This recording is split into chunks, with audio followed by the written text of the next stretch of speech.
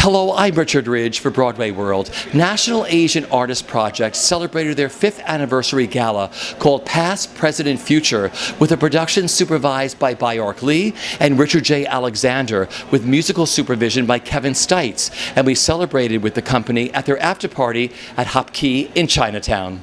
How do you feel tonight? I am elated. This is a dream come true.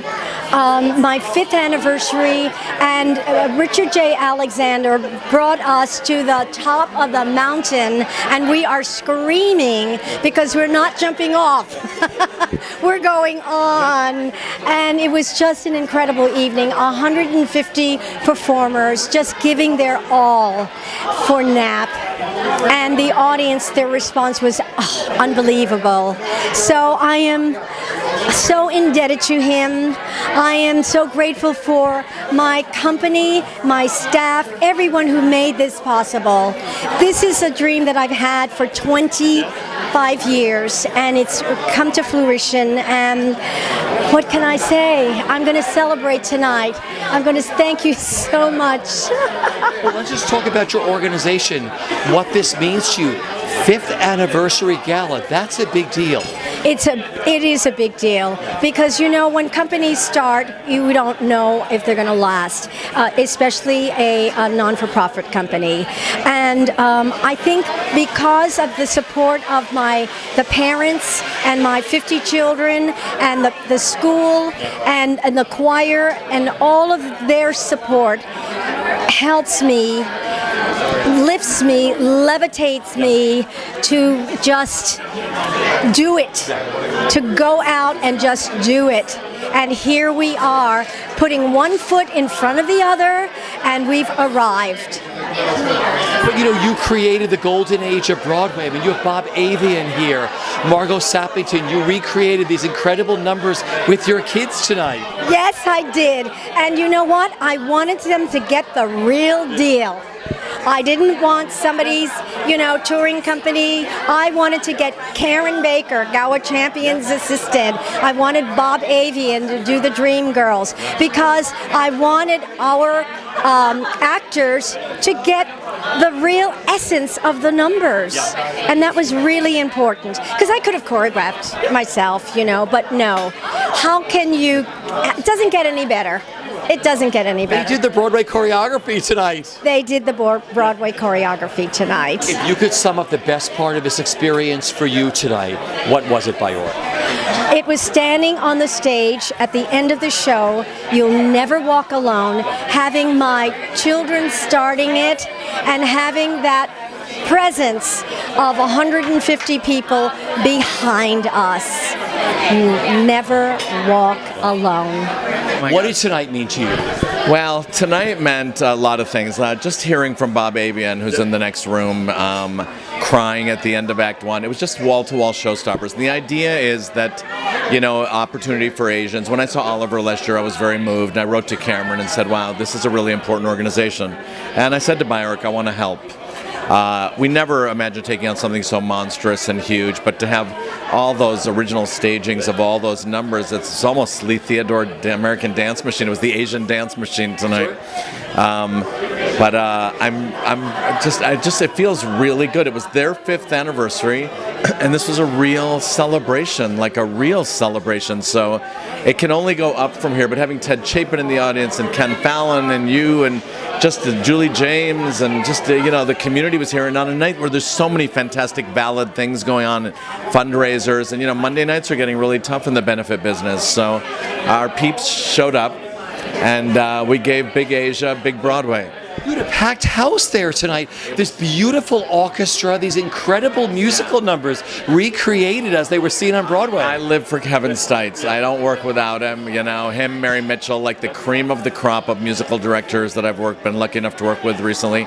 But just the Skirball Center, I knew it existed, but I'd never been there. So those kids at NYU have a Broadway-size house. And but every number walloped, slam and screaming, and so I was pretty happy. But for people that know musicals, like the history of musicals, like you do, like I do, like clearly the audience did, which was surprising. We gave Broadway history, and we honored it big time, big time. But a lot of her kids have grown up later, nothing later than 1987. I love that. I think so, yeah. They call it the golden age. Yeah, pre-1987, yeah. But I mean, these kids have grown up. Some of them have gone on to work on Broadway. That must be so amazing for you. The beauty of the faces of seeing the kids who are in King and I who grew out of this group, or one of the Aladdin understudies, or looking at Curly. Just these kids have grown up in Baayork's hands, and so for me to do it, to work on stage, but for her to see collectively her whole life flash before, when you saw 150 people out there for the finale of You'll Never Walk Alone, there were tears, and hers are the biggest, and I'm happy. And she co-founded this organization with Steve Ang and Zoe, and it was a beautiful day, Richie. It sort of defies description. It's not your usual benefit. This one was huge on the heart, so I'm thrilled. And I'm not Asian, but I don't know. I was dealing with talent, not Asian, background. So I said I want everybody to lose my phone number tomorrow, but I would do it again in a heartbeat. I really would. But to have like Bob Avian, Margot Sappington, all these original creators. Margot Sappington is my new favorite girlfriend. I mean, I can't believe we've never met. But when she came into Hey Mister and Hey Big Spender, and the audience went wild, I was thrilled. So if you could sum up the best part of this experience tonight for you, what is it for you, Richard? I would say looking at Baayork Lee's face and just, how joyous she is, because I think she didn't dream this big. And I came along, with my big Broadway producing background with Cameron and everything. And it's like my thing is go big or go home.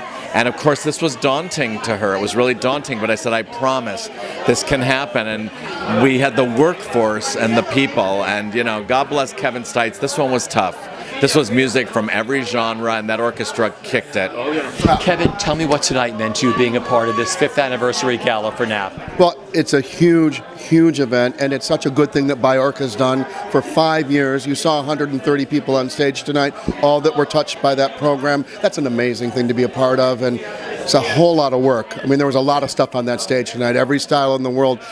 But it was sort of nice that you could think about no color, you could think about no race. It was just being performed and performed well. So it was an honor to be a part of it. It was really great. What was it like working on this during the past week with all these different beautiful performers? Chaos. It was pure chaos. It was honestly chaos. To do the coordination of rehearsals and everybody's schedule. Some people have shows at night, some people have day jobs. They did a miraculous job of scheduling, and then I had a great music department that helped me out because we rotated who would cover what rehearsal, when, where. There were some numbers that I didn't see till yesterday. Some numbers other people didn't see. I mean, it was just one of those kind of things. So it was a lot of work, but I think it paid off. It felt like fun tonight, at least. So it was a packed house. I mean, they're now clapping for Baayork and Richard, who just walked in. I mean, if you could sum up the best part of the experience of working with Baayork and Richard J. Alexander and what this organization and tonight meant to you. Watching the kids, and seeing that some of those kids have grown up and are like now junior high kids. They're not 8 or 9 year olds in PS 124. That's so impressive, And then you see people like Sean McLaughlin, who's in Phantom, Ali Ewald, who's in King and I, and all the other. There's so many people that are graduated up, and they're just so terrific. And it's sort of why she does it, and to see that she could pull this together, after 5 years of, And then I'll just mention it, that whole Showboat controversy was unfortunate, really unfortunate. And I think we addressed that a little bit tonight also in a very subtle way. It was a gorgeous night. Thank you for doing what you do. I love what I do, and I was proud to be a part of it. Tell me what tonight meant to you being a part of the 5th gala for Baayork Lee. Baayork has been my dear friend for all these years since we were in Promises together, and it makes me so happy to be able to contribute anything to help her, because what she's doing is such an important step for the Asian community. It's important for every performer to have that kind of enthusiasm that she has, the support that she gives to make everyone feel worthwhile. I mean, to give them a reason. And these kids are now getting auditions, and they're now going out, and they're getting into shows. It's just fantastic. She's a bright spirit. Take me back to Promises, Promises, dancing with her, Turkey Lurkey, Michael Bennett choreography. What was that whole time like for you? Well, I met Baayork actually on a Henry Sweet Henry audition because Michael had met me and he wanted to see more of me. And he said, I want you to come to this Henry Sweet Henry audition, but I can't hire you because you're too tall, you're too sexy. You know, it's about kids. I can't hire you. But come to the audition anyway. So I did, and that's when I first saw Baayork and I met Baayork. And then when we did Promises and I was his assistant, I was his dance assistant, and we just had the most fun. We just had the most fun. So to see that number done tonight with Baayork's kids, what that meant to you? Oh my gosh. Well, to work with them in the first place, you know, and the enthusiasm that they had, it all springs from her. Is that enthusiasm springs from her, and they were so hungry, and they wanted so much to do it, and it is true. I mean, when you get to do a number that you may not ever be cast in, it means so much more. You know, you were a part of Michael Bennett's world. Yes. What was it like working with Michael Bennett? Oh, he was a powerhouse. He was just full of energy and ideas. Extremely, so talented, such a genius, and with so many ideas. And this, when Turkey Lurkey was originally done, the whole idea of it was that it was these secretaries who maybe went in the bathroom and got drunk, and then they came out and performed this little number, and it was a big flop. So when they had there was a creative meeting around it, and it was decided, and Michael kept saying, I know what to do with it. I know what to do. I know how to fix it. And we went in the lobby of the theater, and we worked on it, and taught it to, it was me and Baayork and Donna in the lobby of the theater. And then the dance breaks, I would get in the studio with Michael and Bob. And I have a fabulous picture of me and Michael and Bob doing the famous step. You all knew the night that it went into the show that it just stopped the show, right? It stopped the show. Yeah, it stopped the show. I mean, it was the end of Act 1, but it still stopped the show. Isn't it great working in theater when something doesn't work and all of a sudden you work with creative people that I can fix this? I can fix this. I know what to do. That's what he said. I know what to do. I know how to make it work, and of course he did. And it has, Promises has not had so many revivals. And interestingly enough, I thought this was so funny because I had thought about and had mentioned it to producers about reviving it maybe 10 years ago, and they said, oh no, we can't do that. It's about adultery. And I was like, are you kidding me? That's why you're not reviving it? Because it's such a wonderful show. Good to see you, Bob. Thanks, Richard. Tell me what tonight meant to you being here for Baayork. Well, I thought it was thrilling. It was like having an orchestra, just put it over the moon, and watching the NAAP every year now and seeing the growth of it. And my heart goes out to Baayork. I'm so proud of her, and we go back forever and ever. Where did you start working together? We worked together in 1967 for the first time in Henry Sweet Henry. And so how long ago was that? A few years ago. 46 years ago? And we're still shaking our butts, and we're family. This is a very important organization. Tell me what this organization means to you, what it means to Baayork. Well, it's the epitome of non-traditional casting and bringing, musicals and musical roles to the whole family of the world. And God bless Baayork. She knows how to do that, and she supports her community so thrillingly, and she is a master. And there were some beautiful Michael Bennett numbers in the show tonight. Yes, Turkey Lurkey, which was exactly as it was, and of course Dreamgirls, which has been modified quite a bit. But we wanted it to be comfortable and smooth and glossy, and the girls were great. I had tears in my eyes. I was so proud of them. Those were such beautiful shows that you work on. Take me back to Turkey Lurkey. I mean, just being there at that time. I mean, that was groundbreaking, his choreography for Promises, Promises. Well, it was even more groundbreaking in rehearsals and before we opened, but it wasn't working. It was too real. And we did this whole end of first act number done totally real by these office girls, and it just didn't happen. And so we played our first preview on a Saturday night, and the next Sunday we're in the lobby of a hotel where we're living in, putting this new showstopper in one day. Little did we know it would become this number over the years and be a classic. And I think the greatest thing about Michael's work is he knows how long to keep these numbers. They never go on forever. They're short and spectacular and hit the mark. You knew right away the night that Turkey Lurkey went into the show that it was going to be a showstopper, right? Oh, sure. As soon as that happened, we went, oh, well, we won't be on the next bus going back to New York. You know, we knew our job was secure. And then Dreamgirls took this town by storm. There was nothing like Dreamgirls. So what was it like working with Michael on Dreamgirls? Oh, it was phenomenal. Originally, we were not set to be the director and choreographer, and Tom Mayan and Henry Krieger were doing it, and we were producing it for them. But eventually, we felt they needed some help, so we elbowed our way in, and the four of us, or five of us actually, you know, took it further and further, because we did not know if we'd actually make it to the stage. Really? Yeah, because the show was underwritten and we didn't know if we had a complete show. And eventually, it took us a year and we finally got there. But what I love about Michael is he could see he had an incredible vision. You along with that vision. He was a visionary director choreographer. Yes, and very innovative, and he would always shock me and surprise me what he could do on a stage and where his head would go. And I just wish we didn't lose him so early, because what he would have done, you know, would have been amazing. Seesaw is one of my favorite shows. First seeing it at the Uris, and then seeing it at the Hellinger. I know what trouble it was in Detroit. And Michael turned this whole show around with you and Grover Dale and Tommy Tune. What was that whole experience like for you with creating Seesaw? Well, it was very tough, but the producer was a guy named Joe Kipnis, who had a Broadway nickname of Crying Joe.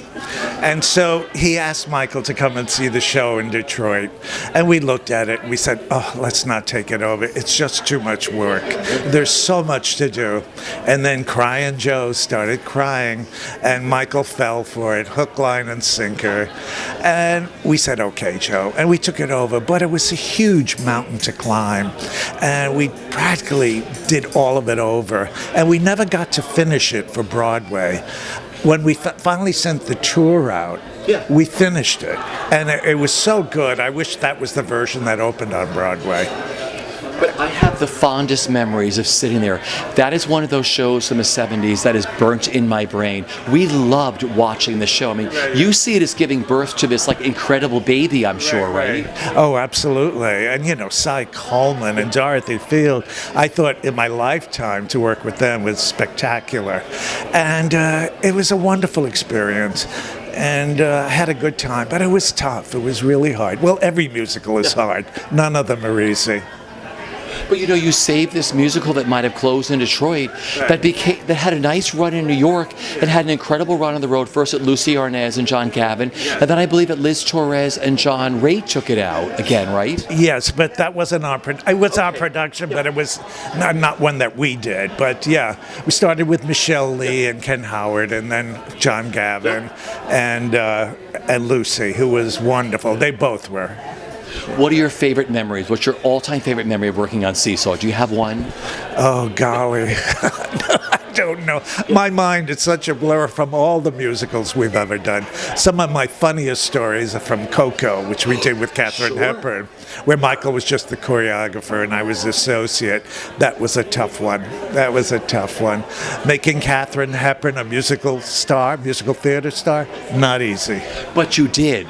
We tried. Yeah, and you know, the seats were full, the audience loved it, and I was very proud of that show. I thought we did some spectacular stuff, and also very innovative. The Always Mademoiselle, when it goes into the fashion show with that incredible staircase that traveled. Do you remember putting that number together? Oh, yeah. We had the revolve in rehearsals because we couldn't have done it without it. But my favorite number was The Money Rings Out Like Freedom, where you see Chanel introduce the little black dress, pants for women, costume jewelry. These were all innovations of Coco Chanel. And it was a history lesson and a musical comedy dream.